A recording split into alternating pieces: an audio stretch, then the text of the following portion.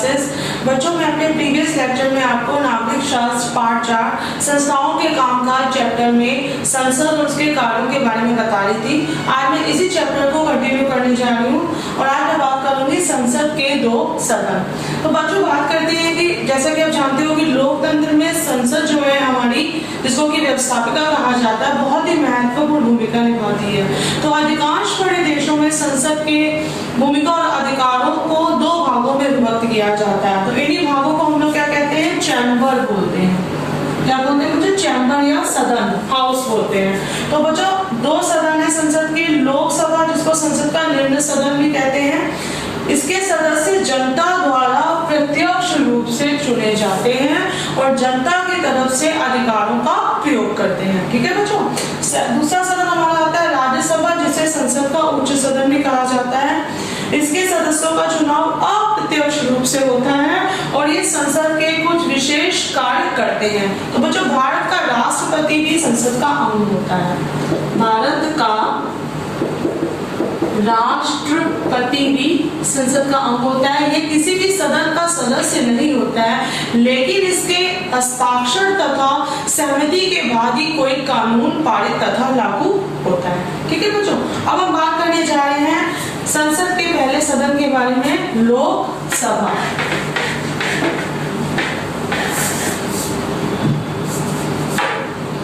लोकसभा, ठीक है बच्चों। लोकसभा यानी लोगों की सभा। तो बच्चों, लोकसभा भारतीय संसद का प्रथम तथा निम्न सदन है। प्रथम या निम्न सदन है। ठीक है, इसको ये भारतीय संसद का हमारा क्या है? प्रथम सदन है। और तथा ये भारतीय जनता की प्रतिनिधि सभा भी कहलाती है। तो इसको हम लोग भारतीय जनता की प्रतिनिधि सभा भी कहते हैं। भारतीय जनता की प्रतिनिधि सभा, तो इसे हम भारतीय जनता की प्रतिनिधि सभा भी कहते हैं। इसलिए इसे क्या कहा जाता है? लोकप्रिय सदन भी कहा जाता है। ये संसद का क्या है बच्चों? लोकप्रिय सदन है। ठीक है, इसे संसद का लोकप्रिय सदन भी कहते हैं। भारत के मूल संविधान में, अब इसकी सदस्य संख्या के बारे में हम बात करने जा रहे हैं। मतलब कितने सदस्य हैं? सदस्य संख्या। भारतीय ये जो लोकसभा है, भारतीय संसद का क्या है? लोकप्रिय सदन है। भारत के मूल संविधान में लोकसभा की सदस्य संख्या कितनी? 500 यानी 500 निश्चित की गई थी। संविधान के 31वें संवैधानिक संशोधन के अनुसार, मतलब जो संविधान का 31 जो संवैधानिक संशोधन हुआ है, उसके अनुसार क्या हुआ है? लोकसभा की अधिकतम संख्या 547 निश्चित की गई है। तो अब कितनी निश्चित की गई है? इसकी संख्या 547 निश्चित की गई है। किंतु अब गोवा, दमन और दीव पुनर्गठन अधिनियम 1987 द्वारा निश्चित किया गया है कि लोकसभा की अधिकतम सदस्य संख्या 552 हो सकती है। 552 हो सकती है। तो इनमें से अधिकतम जो है 530 सदस्य भारतीय संघ के राज्यों से। तो जो इसमें जो सदस्य हैं, 530 जो सदस्य हैं हमारे, वो कहां से लिए गए? भारतीय संघ के राज्यों से। भारतीय संघ के राज्यों से। ठीक है बच्चों, भारतीय संघ के राज्यों से वह अधिकतम 20 सदस्य, और 20 सदस्य कहां से ले रहे हैं? केंद्र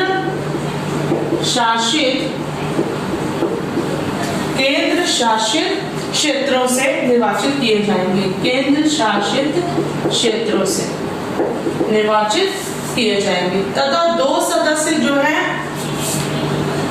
आंग्ल भारतीय एंग्लो इंडियन जिसे कहते हैं, आंग्ल भारतीय समूह के प्रतिनिधि के रूप में राष्ट्रपति द्वारा मनोनीत किए जाएंगे। तो कितने हो गए हमारे? 530, 20 और 2, 552। Is it clear? 552 सदस्य हो गए। तो क्या था कि पहले क्या थी? सदस्य संख्या 500 निश्चित की गई थी, लेकिन जो 31वां संवैधानिक संशोधन के अनुसार लोकसभा की अधिकतम संख्या 547 निश्चित की गई थी।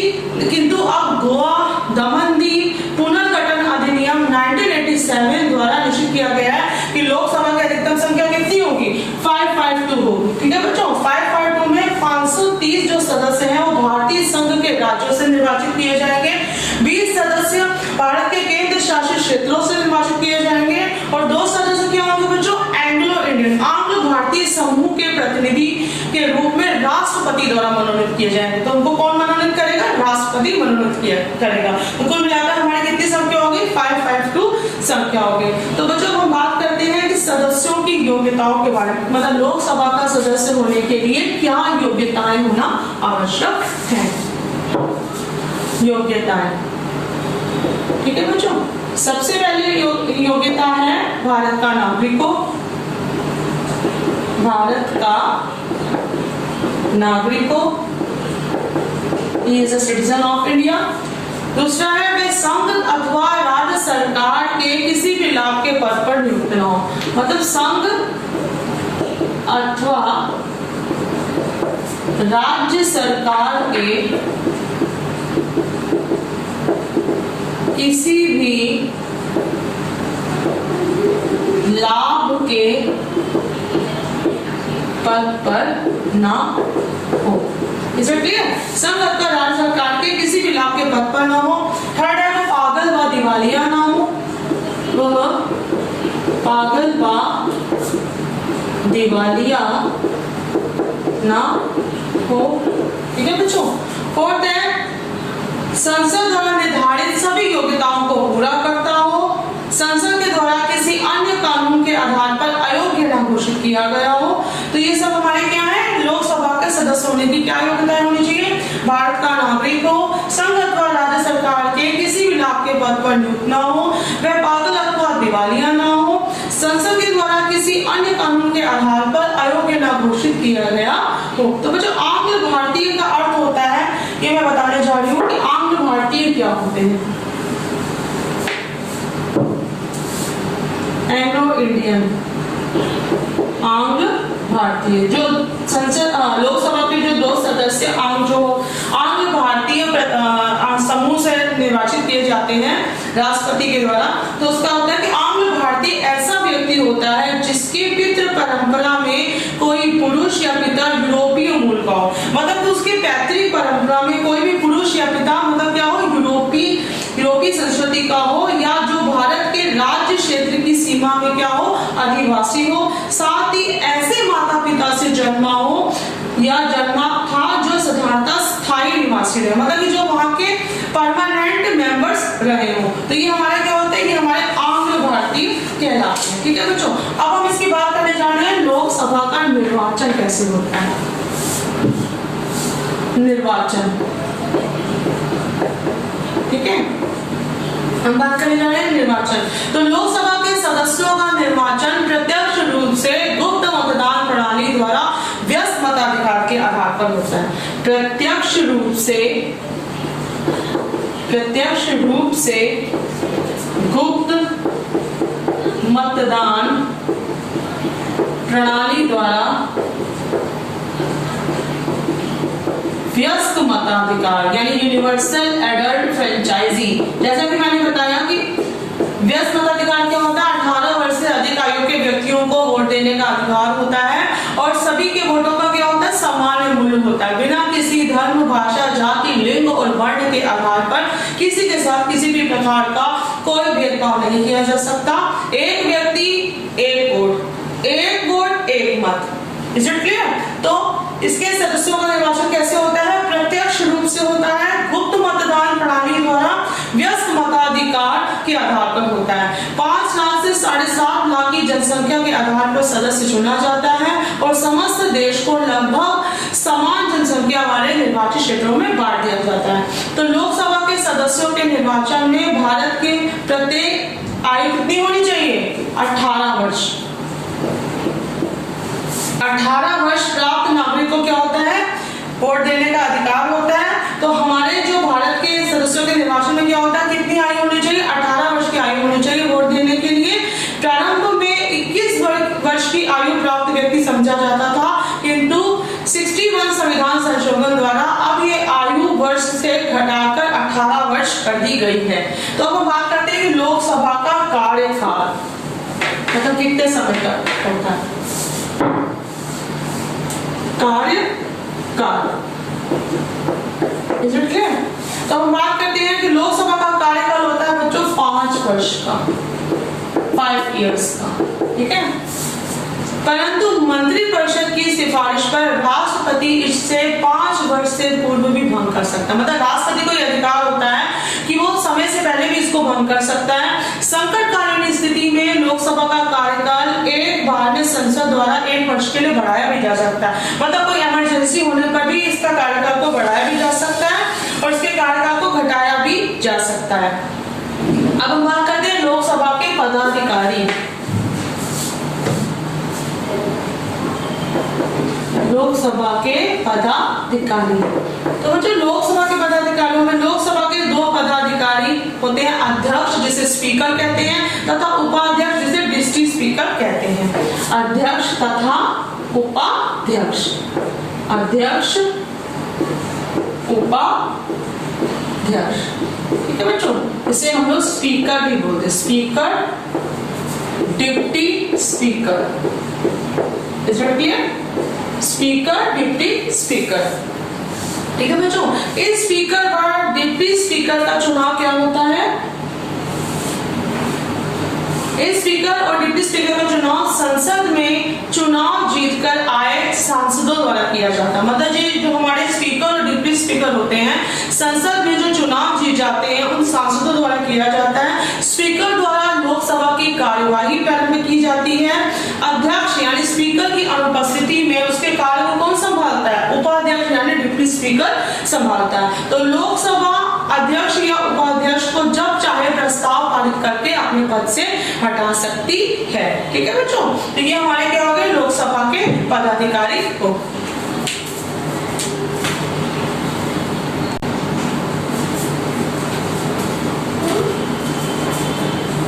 अब बच्चों में बात करने जा रही है लोकसभा की शक्तियां व कार्य।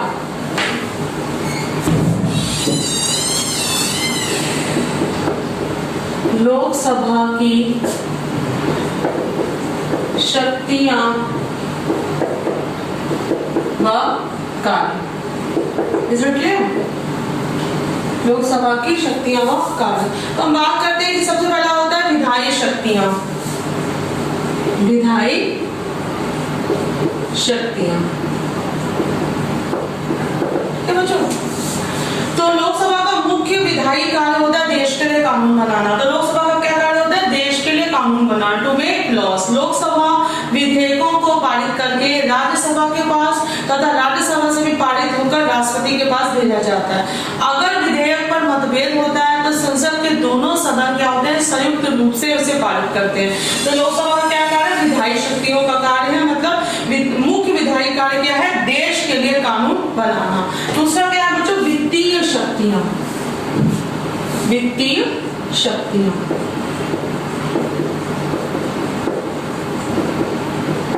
वित्तीय शक्तियों में क्या होता है? संविधान के अनुच्छेद 109 की व्यवस्था के अनुसार कोई भी धन विधेयक केवल लोकसभा में प्रस्तुत किया जाता है। तो बच्चों कोई भी जो हमारा धन विधेयक होता है वो कहाँ पे प्रस्तुत किया जाता है?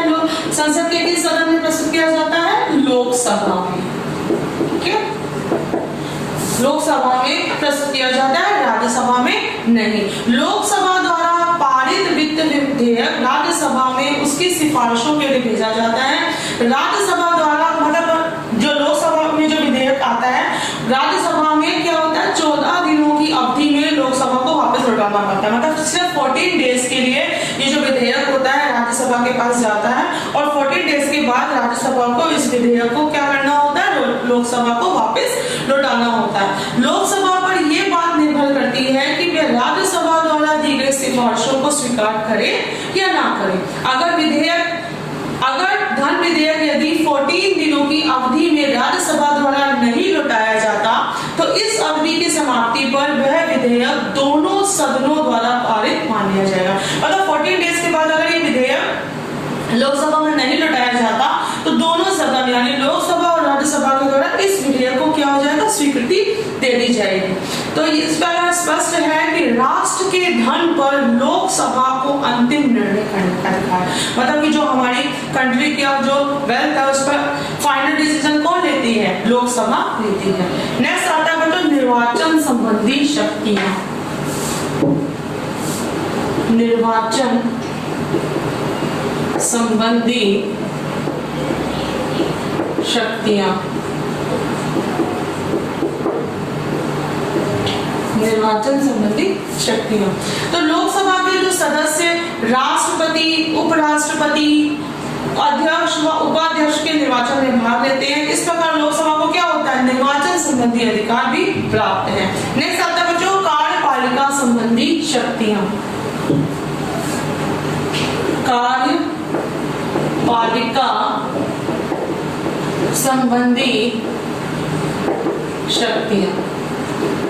शक्तियां, कार्यपालिका संबंधी शक्तियां। तो लोकसभा केंद्रीय मंत्रिपरिषद पर नियंत्रण बनाए रखने की शक्तियां रखती है। केंद्रीय कार्यपालिका लोकसभा के विश्वास प्राप्त होने तक अपने पद पर कार्यरत रह सकती है। लोकसभा मंत्रिपरिषद पर निम्नवत नियंत्रण बनाए रखती है, मतलब उनसे प्रश्न पूछ सकती है, काम रोको प्रस्ताव द्वारा उनको रोक सकती है, सरकारी विधेयक या बजट को अस्वीकार कर सकती है, अविश्वास प्रस्ताव पारित कर सकती है। मतलब कुल मिलाकर लोकसभा का मंत्रिपरिषद का क्या होता है? पूरा नियंत्रण होता है। नेक्स्ट है बच्चों न्याय संबंधी अधिकार। न्याय संबंधी अधिकार, न्याय संबंधी अधिकार। तो लोकसभा राष्ट्रपति के विरुद्ध क्या कर सकती है? महाभियोग प्रस्ताव ला सकती है। और लोकसभा उच्च व उच्चतम न्यायालय के न्यायाधीशों के विरुद्ध दुराचरण का प्रस्ताव पारित कर सकती है। मतलब लोकसभा को पूरा अधिकार होता है कि वो किसी भी व्यक्ति को उसके पद से हटा सकती है। राष्ट्रपति पर क्या करती है? महाभियोग प्रस्ताव पारित कर पद से हटा सकती है, महाभियोग प्रस्ताव पारित करके। और उपराष्ट्रपति को हटाने के लिए राज्यसभा द्वारा पारित प्रस्ताव पर लोकसभा का अनुमोदन आवश्यक है। राष्ट्रपति द्वारा घोषित आपातकालीन उद्घोषण को एक निश्चित अवधि से अधिक समय तक लागू करने के लिए लोकसभा की स्वीकृति आवश्यक होती है। जो राष्ट्रपति जो इमरजेंसी क्या कहते हैं अनाउंसमेंट करते हैं, उसको भी एक निश्चित अवधि तक अधिक समय तक लागू रखने के लिए किसकी स्वीकृति की आवश्यकता होती है? लोकसभा की स्वीकृति की आवश्यकता होती है। नेक्स्ट आता है बच्चों संविधान संशोधन संबंधी अधिकार। संविधान संशोधन संबंधी अधिकार, ठीक है।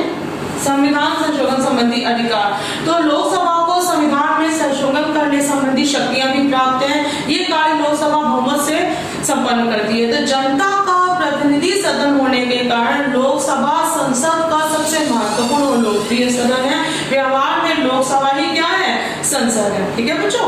और उसके बाद चुनाव संबंधी कार्य में क्या आता है? लोकसभा स्पीकर तथा डिप्टी स्पीकर का चुनाव करती है। लोकसभा के निर्वाचित सदस्य राष्ट्रपति के चुनाव में भी भाग लेते हैं। लोकसभा राज्यसभा के साथ मिलकर उपराष्ट्रपति का भी चुनाव करती है। तो कुल मिलाकर लोकसभा हमारा क्या हो गया? संसद का लोकप्रिय सदन हो गया। इसके सदस्यों का निर्वाचन जनता द्वारा प्रत्यक्ष रूप से होता है। इसकी सदस्य संख्या 552 है। और लोकसभा की शक्तियां क्या है बच्चों? विधायी शक्तियां, वित्तीय शक्तियां, निर्वाचन संबंधी शक्तियां, कार्यपालिका संबंधी शक्तियां, न्याय संबंधी शक्तियां, संविधान संशोधन संबंधी शक्तियां और चुनाव संबंधी कार्य। So students, that's all for today.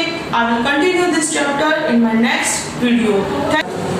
आज मैं संसद के दूसरे सदन यानी राज्यसभा के बारे में बताना चाहती हूँ। तो बच्चों राज्यसभा की बात करते हैं। राज्यसभा हमारे संसद का स्थायी सदन है, ठीक है।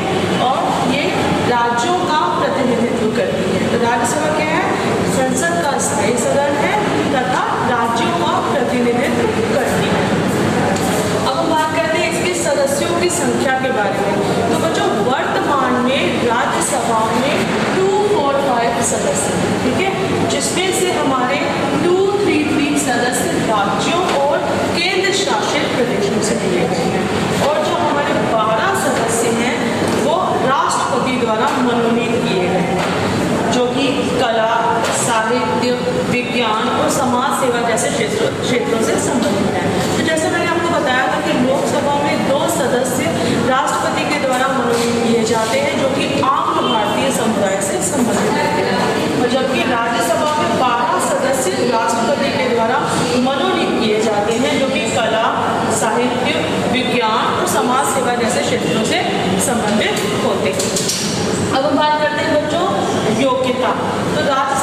सदस्यों के लिए क्या योग्यता होनी चाहिए?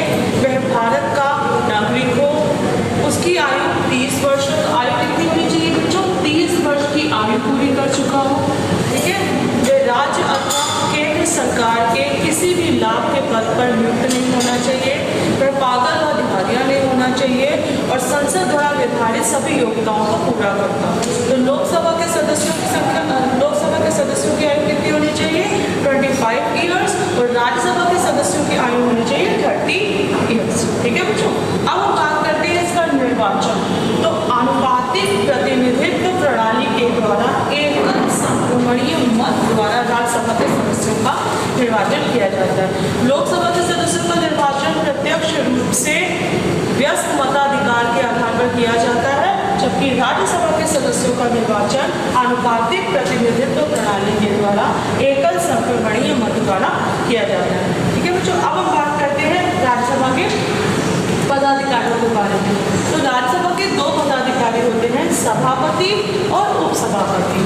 तो बच्चों ये बहुत सबसे ज़्यादा जरूरी बात है कि भारत का जो उपराष्ट्रपति होता है, वाइस प्रेसिडेंट, वो हमारी राज्यसभा का क्या होता है? पदेन सभापति होता है। तो राज्यसभा का पदेन सभापति कौन होता है बच्चों? भारत का उपराष्ट्रपति, ठीक है। तो हम बात करते हैं कि जो भारत का उपराष्ट्रपति होता है, राज्यसभा का पदेन सभापति होता है, उस राज्यसभा का सभापति क्या कार्य करता है? सभा की बैठकों का सभापतित्व करता है, बैठकों में व्यवस्था बनाए रखता है तथा मतदान के निर्णय की घोषणा और कार्य संपन्न करता है। सभापति की अनुपस्थिति में उसके कार्यों को उपसभापति करता है। Is it clear? अब हम बात करने जा रहे हैं बच्चों राज्यसभा की शक्तियां, कार्य व अधिकार। तो सबसे पहला है कि राज्यसभा की विधायी शक्तियां, लेजिस्लेटिव पावर्स। तो बच्चों वित्त विधेयक के अतिरिक्त अन्य सभी विधेयक राज्यसभा में प्रस्तुत किए जाते हैं। जैसा कि मैंने आपको बताया कि धन विधेयक सिर्फ लोकसभा में प्रस्तुत किया जाता है और उसके बाद राज्यसभा 14 दिनों के लिए, मतलब 14 दिन के लिए उस धन विधेयक को अपने पास रखती है और 14 दिन के बाद राज्यसभा को उस धन विधेयक को लोकसभा को वापस करना पड़ता है। तो वित्त विधेयक के अतिरिक्त सभी विधेयक राज्यसभा में प्रस्तुत किए जा सकते हैं। लोकसभा में पारित सभी विधेयक राज्यसभा द्वारा पारित किए बिना पारित नहीं किए जा सकते। तो ये क्या है? राज्यसभा की विधायी शक्ति है। नेक्स्ट हम बात करते हैं कार्यपालिका संबंधी शक्ति। तो बच्चों राज्यसभा के जो सदस्य होते हैं वो मंत्रिपरिषद के सदस्य हो सकते हैं।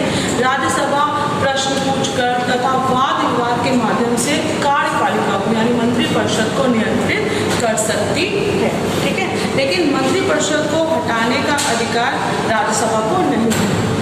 तो ये हमारी क्या होगी? कार्यपालिका संबंधी शक्ति। नेक्स्ट हम बात करते हैं राज्यसभा के वित्त संबंधी अधिकार। तो बच्चों वित्त संबंधी अधिकार में क्या है? वित्त के संबंध में राज्यसभा का अधिकार न के बराबर है। संविधान के अनुच्छेद 109 में स्पष्ट व्यवस्था है कि धन विधेयक केवल लोकसभा में प्रस्तुत किए जाएंगे, राज्यसभा में नहीं। तो वित्त के संबंध में राज्यसभा के अधिकार कैसे? बिल्कुल न के बराबर है। नेक्स्ट हमारा आता है संशोधन संबंधी अधिकार। तो राज्यसभा को संविधान के संबंध में लोकसभा के समान ही अधिकार प्राप्त है। अगर संविधान में कोई संशोधन करना है तो लोकसभा की तरह राज्यसभा को भी संविधान में संशोधन करने का अधिकार प्राप्त है। सामान्यतः संविधान में होने वाले प्रत्येक संशोधन के लिए राज्यसभा की स्वीकृति आवश्यक होती है। नेक्स्ट आता है जो संकटकालीन शक्ति। तो राष्ट्रपति की संकटकालीन उद्घोषणा की स्वीकृति संसद के दोनों सदनों द्वारा अनिवार्य है। मतलब जो राष्ट्रपति इमरजेंसी की जो घोषणा करता है, आपातकाल की जो घोषणा करता है, वो संसद के दोनों सदनों यानी लोकसभा और राज्यसभा दोनों के अप्रूवल के बाद ही वो घोषणा कर सकता है। यदि लोकसभा भंग हो तो उस समय राष्ट्रपति द्वारा संकटकाल की घोषणा की जाए तो उस समय घोषणा का राज्यसभा द्वारा स्वीकार होना अनिवार्य होता है, ठीक है। तो ये क्या होगी? इसकी संकटकालीन शक्ति होगी। अन्य शक्तियों में जैसे है कि राज्य सूची में उल्लेखित ऐसा विषय जो राष्ट्रीय महत्व का नहीं है उस पर कानून बनाने के लिए राज्यसभा का अधिकार होता है। साथ ही राज्यसभा को लोकसभा की भांति ही राष्ट्रपति तथा सर्वोच्च न्यायालय के न्यायाधीशों पर महाभियोग लगाने का अधिकार भी प्राप्त होता है। जैसे मैंने आपको बताया था कि सर्वोच्च न्यायालय के न्यायाधीशों पर या राष्ट्रपति पर महाभियोग लगाकर उनको उनके पद से हटाया जा सकता है। तो ये अधिकार लोकसभा की की तरह राज्यसभा को भी प्राप्त है। ठीक है बच्चों, नेक्स्ट हम बात करते हैं राज्यसभा की न्यायिक शक्तियाँ।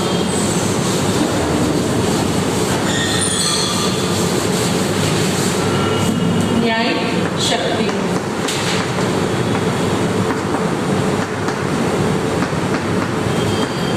राज्यसभा की न्यायिक शक्तियों की हम बात करने जा रहे हैं कि उपराष्ट्रपति के विरुद्ध महाभियोग शुरू करने का अधिकार राज्यसभा को है।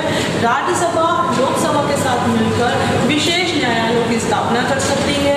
यदि कोई सदस्य, अन्य व्यक्ति अथवा संस्था राज्यसभा के विशेष अधिकारों का उल्लंघन करती है तो राज्यसभा उसको दंड भी दे सकती है। वह लोकसभा के साथ मिलकर राष्ट्रपति को महाभियोग द्वारा उसके पद से हटा भी सकती है। ये क्या है? राज्यसभा के न्यायिक संबंधी अधिकार है। अब बच्चों हम बात करने जा रहे हैं वेरी इंपॉर्टेंट टॉपिक, लोकसभा तथा राज्यसभा में अंतर। लोकसभा तथा राज्यसभा में अंतर, मतलब लोकसभा और राज्यसभा में क्या डिफरेंस है। ठीक है, सबसे पहले हम बात करते हैं कि लोकसभा, जैसा कि मैंने आपको बताया, लोकसभा राज्यसभा, जैसे कि मैंने आपको बताया कि लोकसभा हमारी क्या होती है? जनता का प्रतिनिधित्व करती है। तो लोकसभा में क्या होता है? फर्स्ट क्या होती है? जनता का प्रतिनिधित्व। ये फर्स्ट प्रायोरिटी होती है हमारी लोकसभा की कि जनता का प्रतिनिधित्व करती है, इसीलिए हमारी संसद का क्या है? लोकप्रिय सदन कहलाता है। तो राज्यसभा में क्या होता है? राज्यसभा राज्यों तथा संघ शासित क्षेत्रों का प्रतिनिधित्व करती है। राज्यों तथा संघ शासित क्षेत्रों का प्रतिनिधित्व करते हैं। ठीक है, नेक्स्ट है हमारा लोकसभा के सदस्यों की अधिकतम संख्या, मैंने आपको बताई थी 552। राज्यसभा के सदस्यों की अधिकतम संख्या है 2, 4,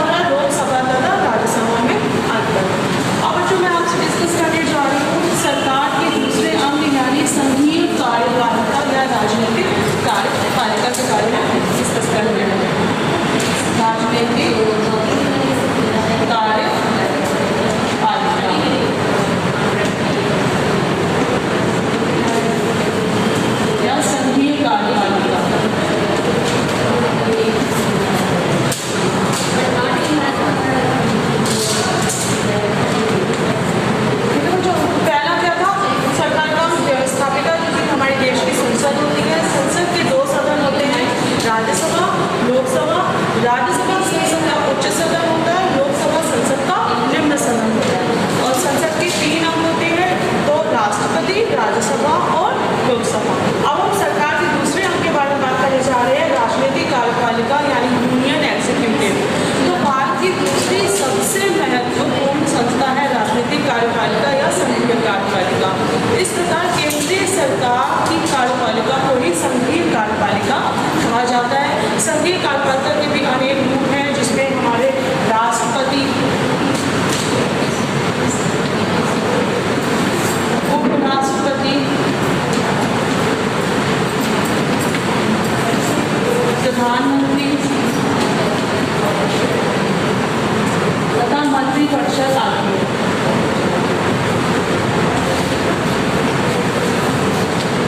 मंत्रिपरिषद आदि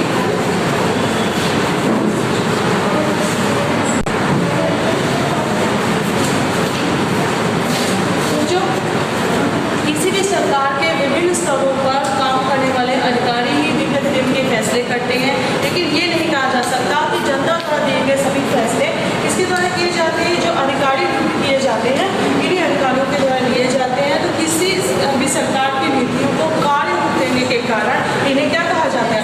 कार्यपालक कहा जाता है। तो हम बात करने जा रहे हैं हमारी संघीय कार्यपालिका के मेंबर्स के बारे में। सबसे पहले हमारे होते हैं इसमें प्रधानमंत्री।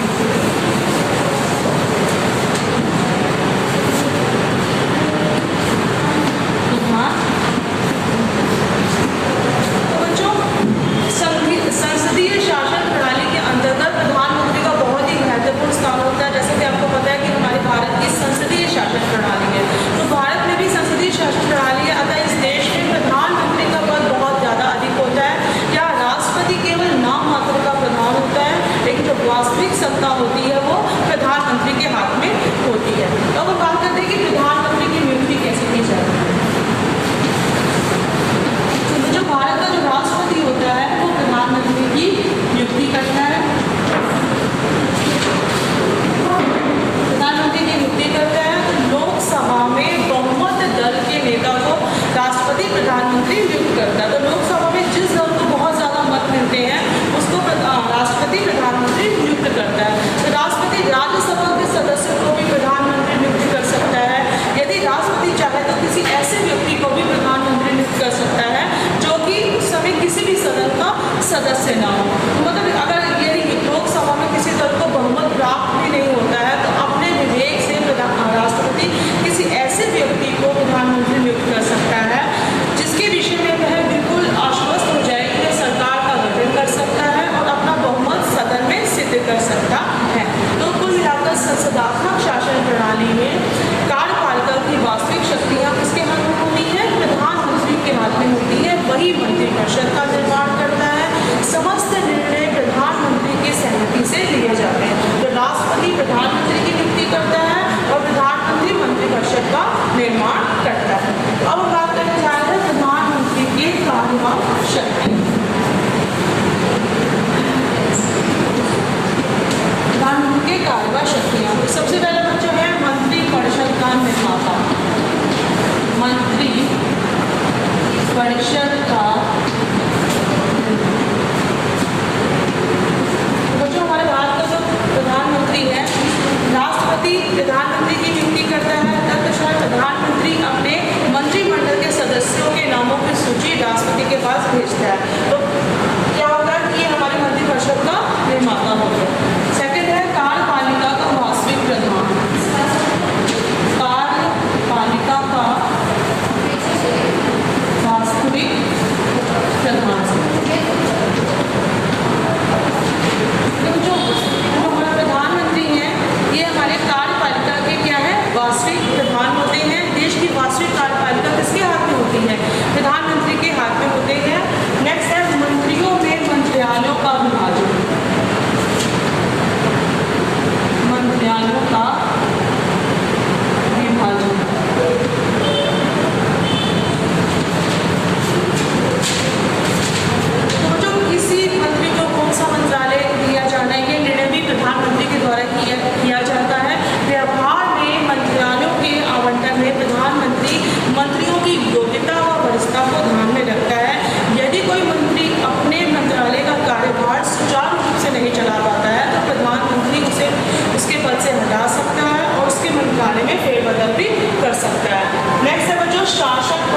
संचालन,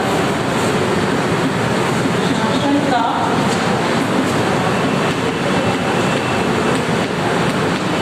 संचालन। ठीक है, देश की शासन व्यवस्था सुचारू रूप से चले, इसके लिए प्रधानमंत्री संसद के प्रति उत्तरदायी होता है। देश के किसी भी भाग में अगर शासन व्यवस्था बिगड़ती है तो ये प्रधानमंत्री की ही जिम्मेदारी है कि वह उसे ठीक करे।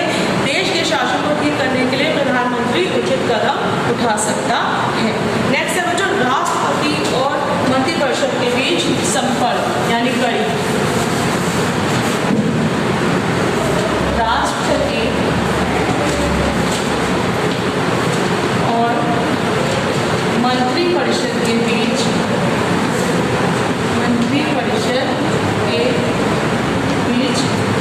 कड़ी। तो जो प्रधानमंत्री, राष्ट्रपति एवं मंत्रिपरिषद दोनों के मध्य प्रमुख कड़ी के रूप में कार्य करता है, उसी के द्वारा मंत्रिमंडल की नीतियों, निर्णयों आदि की सूचना राष्ट्रपति तक पहुंचती है। नेक्स्ट है बच्चों, लोकसभा का नेता। तो प्रधानमंत्री लोकसभा का नेता होता है। विदेशी नीति का निर्माता, प्रधानमंत्री ही विदेशी नीति का निर्माता होता है। नीति आयोग का अध्यक्ष होता है और दल का नेता मतलब प्रधानमंत्री अपने दल का अध्यक्ष होता है। इस कारण दल के संबंध में अनेक नीतिगत निर्णय हो सकता है। तो ये सब हमारे क्या हो गए, ये हमारे प्रधानमंत्री के कार्य हो गए। शासन का संचालन, कार्यपालिका का वास्तविक प्रधान, मंत्रिपरिषद का निर्माता, लोकसभा का नेता, समन्वयकारी कार्य, नीति आयोग का अध्यक्ष और दल का